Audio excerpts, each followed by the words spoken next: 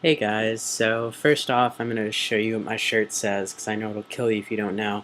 It says Never Ending Radical Dude, aka Nerd, because I proudly identify as a nerd. So I guess today what I'm going to be talking about is how I knew. I was going to film this video at school, but I decided that while it's not immediately clear what I'm talking about while I'm telling this story, I wasn't entirely comfortable. But I promise that especially when the topics are a little bit less trans-related or clearly trans-related, I'll try and film in some different places. There are a lot of stories, and they vary wildly, but I would probably say that mine is a little bit less traditional than some. When I was about 12 years old, I joined this role-playing group online. I started out role-playing wolves. I found it through the AOL Kids Only page, and after a while I moved on to role-playing people. There was this middle school role-play. It was called Blackberry Creek Middle School, and so I did that for a while, and I made some friends on there, and we kind of were a little bit older than some of the other people, and we're sort of thinking we were a little bit too mature for the group that we were in, so we found our own forums and started Blackberry Creek High School.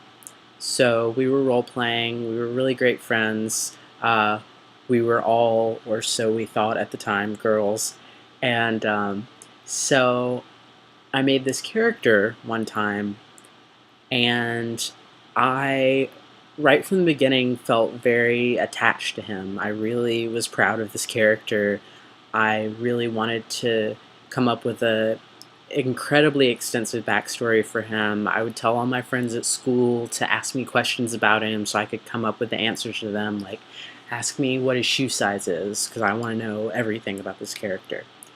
And then I made a MySpace for that character. I found a picture of some random guy online and used that as the picture and had this whole backstory. And I started talking to other people, real people, as this character.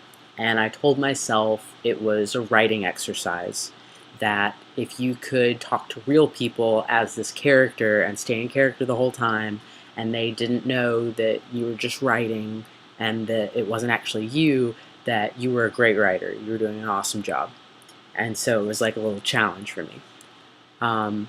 And after a while, it became pretty clear that I was kind of lying to myself about that whole writing challenge thing. And I started honestly wondering, okay, how much of this character is really me, is really something that's inside of me. So when I was talking to these people, I noticed that I was less socially anxious than usual.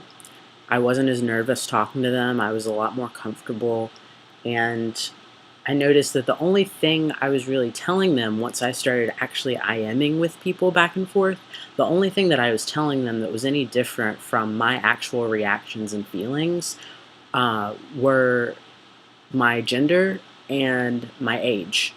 I'd always had trouble with not being taken seriously because of my age. I wanted friends who were older than me, and I was able to talk about different books and topics, politics, those kind of things, with people who were older than me, but they wouldn't take me seriously if they knew how old I actually was. So I was used to that part, but then the gender part, I wondered why I was so much more comfortable talking to these people when they were interacting with me as if I were a cis guy. And so I started wondering about that, and I started doing some research on trans stuff, and I really was doubtful for a while. I didn't doubt it as long as some people do. It was probably 6 months maybe, but I told myself that I would not take this identity, I would not decide that it was true until I really believed it.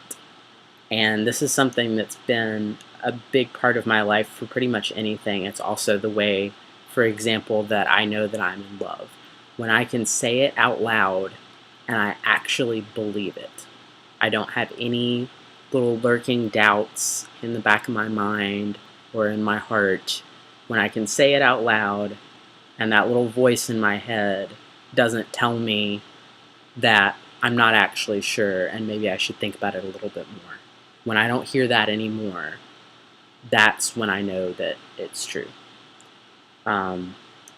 And so after about 6 months, that ended up happening.